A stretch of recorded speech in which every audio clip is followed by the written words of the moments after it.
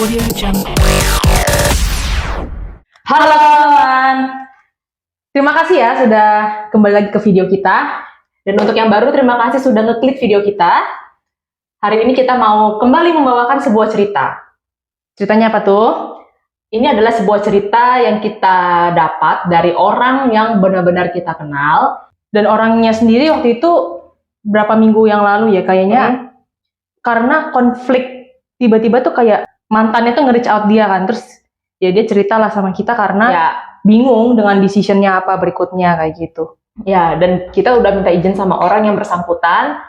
Apakah kita boleh membawakan cerita ini, dan dia menyetujui karena dengan alasan mungkin juga bisa berguna bagi teman-teman yang mungkin sedang mengalami masalah yang sama. Setuju. Dan kembali lagi ya teman-teman, bahwa setiap video kita ini sifatnya hanyalah pengalaman pribadi kita, dan pendapat pun juga menurut kita, dan bukan sebagai ranah untuk sebagai bahan konseling juga untuk apa yang terjadi di hubungan ataupun untuk menjadi solusi dalam hubungan teman-teman ya. Betul. Jadi benar-benar ini murni subjektif banget. Dan segala sesuatu pesan yang kita sampaikan di sini bersifat kontekstual. Betul. Jadi bisa cocok untuk A, belum tentu tuh cocok untuk B gitu. Oke, tanpa langsung berlama-lama, mari kita langsung mulai masuk ke dalam ceritanya. Jadi gimana tuh? Awal-awal hubungannya yang lu kenal itu udah cerai ya? Awal mulanya ya? Jadi begini, awal mulanya di tahun 2012. Oke, 2012 startnya ya? Ya, untuk nama semua di sini akan kita samarkan ya. Yes. Oke. Ada seorang perempuan bernama Lisa. Ya. Di tahun 2012 ini, dia menjalin hubungan dengan seorang laki-laki bernama Joko. Lisa, Joko. Ya, oke. Lisa dan Joko. Mereka pacaran setahun. Ya, 2012. Ya. Lalu di tahun 2013, mereka memutuskan untuk menikah. Oke. Oke, jadi 1 tahun pacaran ya. Ya. Kemudian, tahun 2014, akhirnya mereka mendapat seorang anak perempuan nih, di tahun 2014. Oke, setahun setelah pernikahan ya? Setahun setelah pernikahan. Mereka langsung memutuskan untuk punya anak, berarti kan? Nah, hubungan mereka ini berjalan dengan baik-baik saja tuh. Kayak, ya mungkin kayak kendala rumah tangga biasa ya. Kemudian, setelah selang waktu, beberapa waktu berlalu, sekitar Januari 2020, 6 tahun kemudian, ya, mereka mendapat anak kedua, Januari 2020. Oke. 5 bulan kemudian, berarti di bulan Juni 2020 ya, berarti ya? Ya. Oke. Tiba-tiba si Lisa ini mendapat perlakuan tidak baik dari suaminya. Sebelumnya, bukannya langsung tidak baik, ada perlakuan-perlakuan seperti jarang pulang, paling cepat pulang juga jam 2 pagi. Oke. Gitu loh. Terus kalau diajak ngomong kayak, apaan sih lo? Digituin loh. Langsung naik darah ya? Betul. Bahkan sampai keluar kata-kata kasar seperti anj. Oke. Guguk gitu loh. Iya. Yang sebenarnya itu sangat tidak wajar dikatakan kepada pasangan ya. Betul. Tahun 2020 di bulan Juni ini, akhirnya tiba-tiba dia ditalak 3. Kebetulan langsung ya? Ya, kebetulan yang bersangkutan ini muslim ya, teman-teman. Dia ditalak 3, jelas Lisa ini bingung dong. Kenapa lo begini sama gua? Emang salah gua apa? Gitu loh. Karena si Lisa selama ini menjadi ibu rumah tangga yang baik aja gitu loh di rumah. Dia ngurus suami, dia ngurus anak, tiba-tiba ditalak 3 gitu. Tapi si suaminya ini tidak memberikan penjelasan apapun, dan langsung gak langsung saat itu juga ya, cuma action selanjutnya yang suami itu lakukan, dia langsung kayak ngebuang barang-barangnya si Lisa itu. Jadi dia nggak ada ngomong sama sekali, misalnya kayak lu sifatnya kayak gini, ataupun bilang kayak gue bosen sama lu atau apa? Tidak ada. Kayak wah udah nggak mau sama lu gitu. Suaminya ngomong. Berarti nih ya, kejadian event penting adalah Januari 2020 anak lahir ya? Ya. Anak lahir Juni 2020 dia ditalak 3. Jadi gapnya itu hanya 5 bulan nih. Saat anak yang kedua baru 5 bulan. Wow. Dia diusir dari rumahnya, langsung dipulangin ke rumah kakaknya si Lisa ini, dan kakaknya pun juga bertanya-tanya, loh kenapa, adek gue salah apa gitu loh. Terus udah nih, ya udah dia menerima, ya udahlah, mungkin emang suami gue udah gak mau gitu. Akhirnya si Lisa dengan anak pertama dan anak keduanya tinggal di rumah kakaknya. Oke. Lalu pada bulan November di tahun 2020, si Lisa ini lagi ngeliat Facebook nih. Tiba-tiba dia nggak sengaja ngeliat postingan mantan suaminya ini ya, masih mantan ya. Oke, masih Maksudnya mantan. sebenarnya belum bisa dibilang mantan secara hukum karena secara hukum mereka tidak bercerai loh. Oh, berarti hanya agama aja ya, kan secara talak agama ya. Tapi si Lisa saat itu sudah menganggap mantan. Dia melihat postingan si mantan suaminya ini, tebak apa? Jangan bilang masa sama pelakor. Ya, dia posting foto pernikahan dengan selingkuhannya. Tiba-tiba. Gila. Jadi langsung foto nikahannya aja gitu, kayak nggak ada bla bli blu lagi gitu. Nggak ada kayak misal desas-desus orang. Betul. Dan ini anehnya. Nikah November ya, 2020. Oke. Berarti itu 5 bulan setelah bercerai kan. Oke. Januari, si selingkuhannya ini melahirkan anak pertama. Kita sebut aja nama selingkuhannya itu Anita. Oke, Anita ya. Ya, sebutlah si Anita ini melahirkan. Berarti apa? Coba kalian hitung mundur, kalau misalnya melahirkan di bulan Januari, berarti hamilnya di bulan apa? 9 bulan sebelumnya April ya? April. Berarti ketika 2 bulan sebelum dia ditalak, itu udah bunting. ya hamil. Ya hunting, ampun. Kucing bapak kau. Aduh ya ampun bahasanya. Nah udah dong, kayak si Lisa waktu itu mikirnya, anjir berarti lu selama ini selingkuh, kayak lo selama ini pulang jam 2 pagi, bener nih firasat gua nih. Perlakuan yang emotionally abusive, apa sih, kata-kata kasar yang dilontarin, perubahan sifat itu ya. Kayak perubahan sifat. Terus sebenarnya si Lisa waktu itu cerita, dia sempat juga frontalin nih mantan suaminya. Lu selingkuh ya? Ya jelas pada saat itu masih menjadi suaminya bilang, enggak lah, apaan sih lo? Gitu loh. Oh, ngelak. Cuma si Lisa ini udah gak mau ambil pusing, gue udah berpisah sama lo terserah deh mau apa. Oke, jadi 2021 ini mereka benar-benar kayak Lisa udah cut gitu loh. Paling mereka itu maksudnya berkontek-kontekan hanya masalah mengenai nafkah anak. Kayak gitu, karena dia butuh dong. Ini kan anak bersama ya, kita harus co-parent berarti, co-parenting kan. Nah, tiba-tiba di bulan Oktober tahun 2023, yang which is berarti baru banget nih, si mantan suaminya ini ngontak dia lagi nih. Ngontak si Lisa nih setelah 2 tahun berlalu. Nah, tiba-tiba dia bilang, Lisa, lu mau nggak balikan lagi sama gue? Nah, menurut lu gimana reaksinya Lisa? Coba teman-teman pikirin ya. Udah diselingkuhin, dibuang, ditalak 3, diajak balik. Teman-teman coba komen ya, mau atau enggak? Ya si Lisa jelas-jelas, kenapa ini orang? Iya dong. Ya iyalah, siapa yang mau sih? Terus Lisa nanya, lu kenapa mau balikan sama gue? Nah, si mantan suaminya ngomong, ya soalnya istri gue yang sekarang tuh pelit orangnya, terus gaji gue semua keambil sama dia. Terus dia nggak pinter masak kayak lo, dia nggak pinter bersih-bersih kayak lo. Nah pada saat itu Lisa nanya sama gue kayak, apa gue harus balikan ya buat anak-anak bla bla bla. Ya, gue bilang, lu gila kali, dia nyari orang yang pintar masak, pintar bersih-bersih, iya dia cari aja ART. Setuju? Ya nggak sih, emang lu siapa gitu loh. Terus garansinya apa? Lu udah pernah diselingkuhin, dibohongin kayak gitu, terus sekarang dia udah nikah sama selingkuhannya saat dia menikah sama lu, dia bisa ya, dia main belakang lagi nyari lu. Garansinya apa? Ketika lu balik sama dia nggak begitu lagi. Setuju, betul, karena tuh udah menjadi habit nggak sih? Betul. Nah, intinya si Lisa ini menolak dong, kayak enggak gitu, kayak kita berhubungan hanya untuk masalah anak aja. Dan bahkan si Lisa ini ngomong, dia masalah kasih nafkah anak aja itu tuh enggak 100% komit gitu loh. Berarti tidak konsisten ya, bolong-bolong. Konsisten. Jadi si Lisa ini ya, dia sebenarnya kayak mengandalkan diri dia sendiri gitu loh. Dia tidak bisa 100% mengandalkan suami, karena kembali lagi mantan suaminya ini udah punya anak 1 juga sama selingkuhannya. Dan gajinya juga diambil semua kan? Dan gajinya juga ditahan semua sama istrinya gitu. Ya otomatis Lisa dan anak-anaknya bukan prioritas nggak sih? Iya udah kelihatan lah.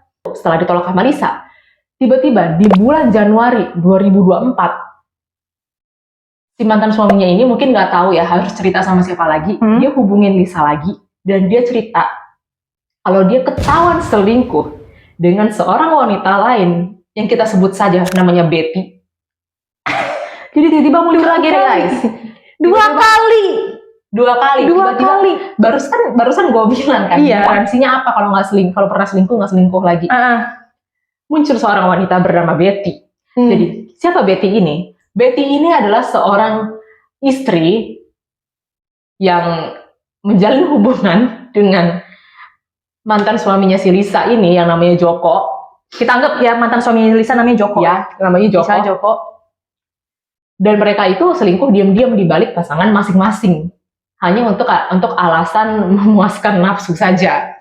Berarti Begitu. sekarang Joko tuh selingkuhin si Anita kan? Ya, berarti sekarang si Joko berselingkuh lagi gitu loh. Di belakang si Anita. Gitu. Kenapa bisa ketahuan? Jadi ceritanya, bodohnya mereka ketika mereka sedang bermain di sebuah hotel, selingkuhannya ini yang namanya Betty, dia merekam prosesi ritual permainan tersebut gitu loh. Oke. Dan video itu bodohnya dia simpan di HP dia. Si Betty ini kan punya suami. Suaminya lihatlah galeri videonya. Gitu. Dan udah gitu suaminya ngelapor ke si Joko. Iya, langsung konfrontasi. Lu kurang ajar, lu main-main lu sama istri gua. Gini.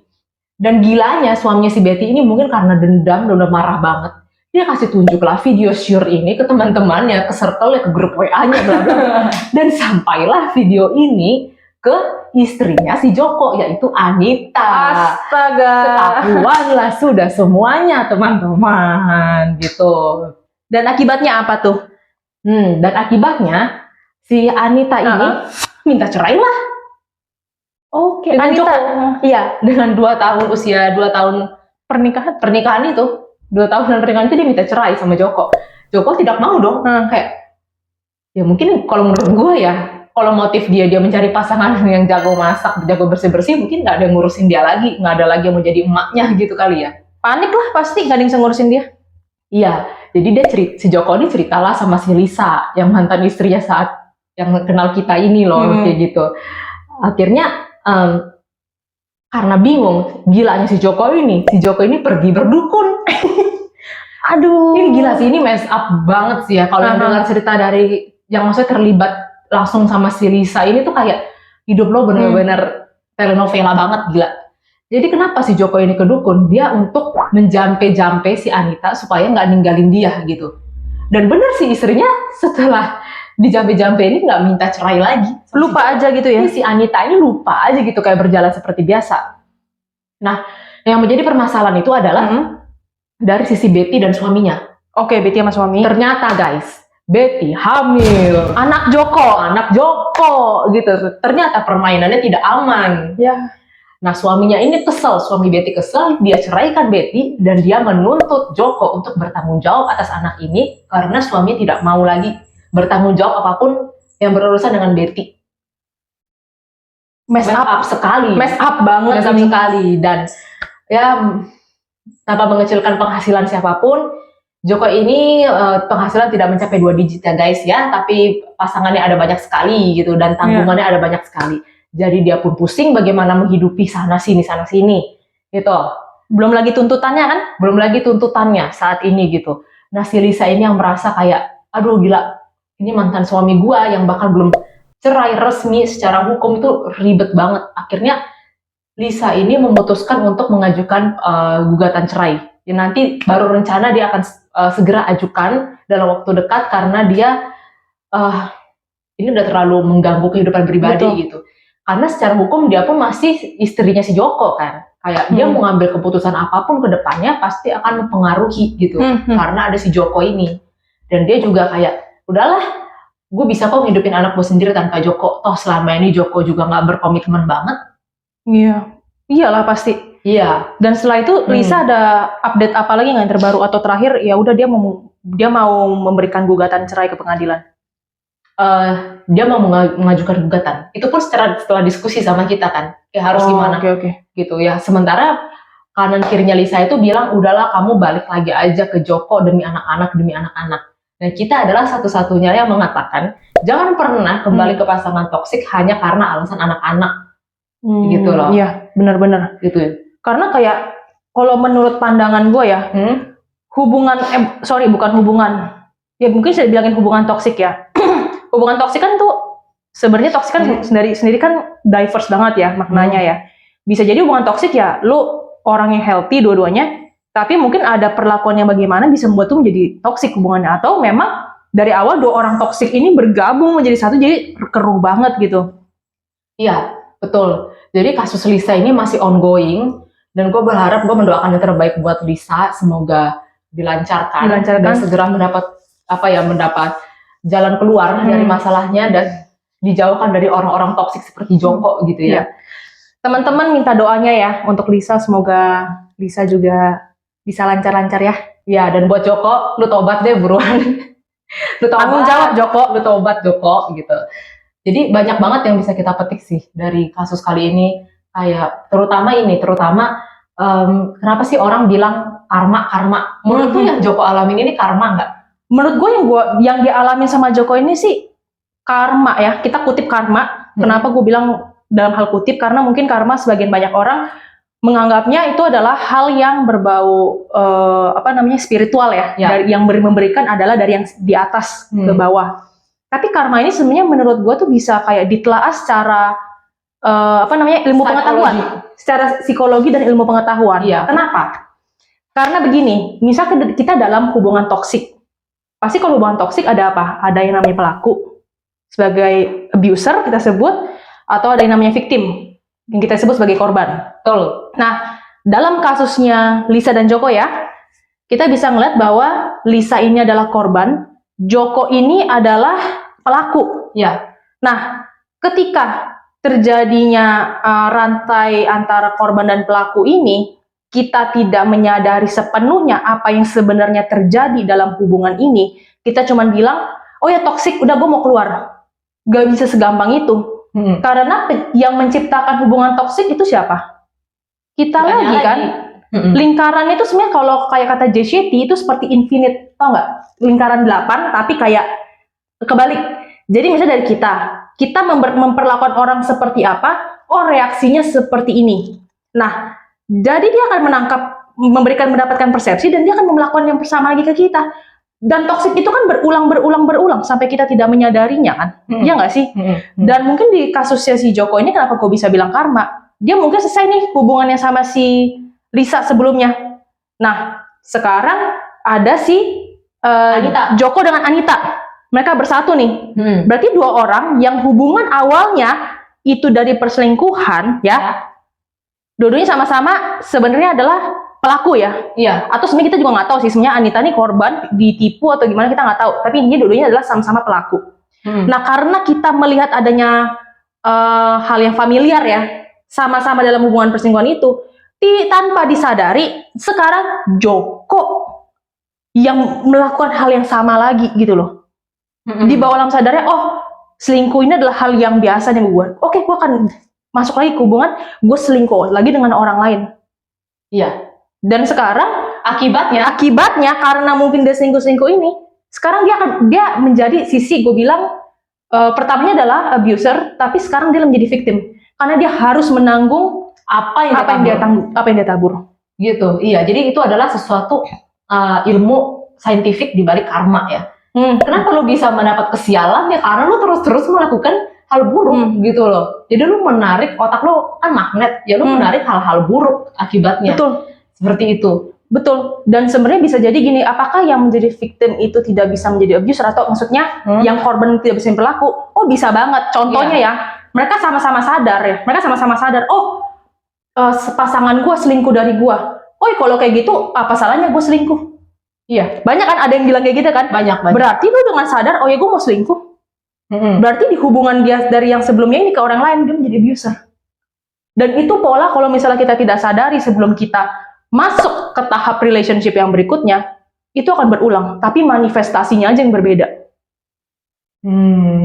Paham nggak sih maksudnya? Atau ada yang ini? Paham banget. Buat teman-teman yang mungkin masih banyak pertanyaan setelah video kali ini, bisa banget untuk diskusi atau tanya di kolom komentar. Siapa tahu kita bisa bantu dengan ilmu yang kita punya. Yes. Dan menurut gue juga sebenarnya kalau dalam hal seperti ini sebenarnya karma itu juga predictable sih. Iya. Predictable dalam arti gini.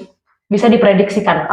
Bisa diprediksikan. Maksud gue begini kan, karena kita tidak, karena lu sih sebenarnya lebih tepatnya lu yang lebih banyak tahu ceritanya si Lisa kan. Gue di sini lebih impromptu.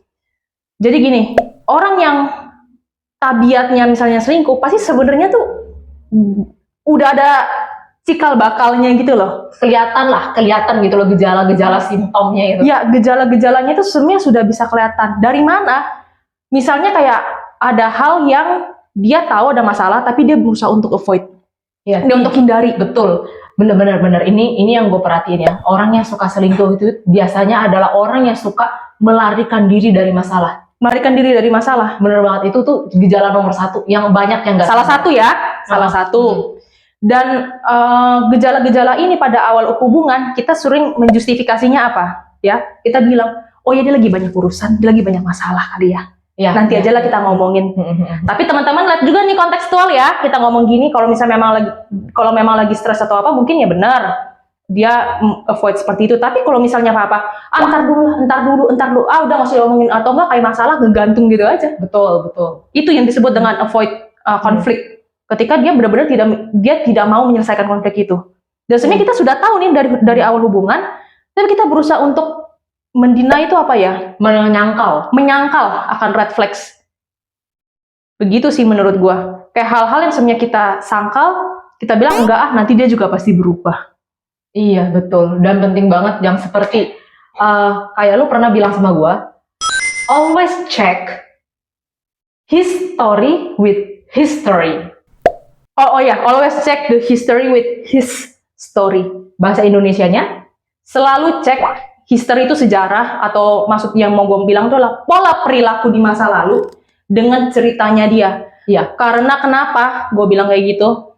Menurut gue selalu percaya pada pola. Meskipun gue percaya orang bisa berubah, tapi pola itu tuh kayak bener-bener lebih akar banget sih. Betul.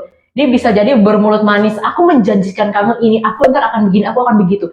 Tapi kalau di masa lalu dia itu tidak pernah melakukan hal itu, lebih baik kalian aware gitu loh. Aware dulu nih. Iya. Terus kalian cek nih, yang sekarang misalnya janji manis sering nggak yang terelakkan, sering nggak yang diabaikan. Nah itu sudah menjadi pertanda. Iya. Dan tukang selingkuh itu ya lo tahu Janji sendiri, manis. janji manis gitu loh. Tapi tidak ditepatin kan ujungnya. Iya, betul banget gitu. Jadi untuk teman-teman, kalau misalnya tertarik banget kita bahas tentang perselingkuhan dari segi saintifik ya, bukan dari segi gosip gitu. Ya, betul. Boleh banget untuk kasih tahu kita atau komen. Siapa tahu lagi kita juga bisa bagi ilmu gitu.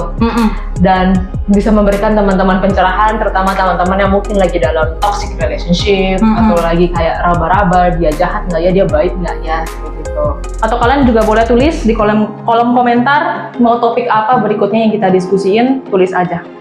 Oke, selama itu dalam kapasitas kita pasti akan berusaha untuk share kok. Oke, Share ya, bukan menghakimi. ya. Oke. Spread the love. Thank you teman-teman yang udah nonton video kali ini. Jangan lupa like, subscribe, dan share untuk teman-teman yang membutuhkan. See you on the next video. Bye. Bye.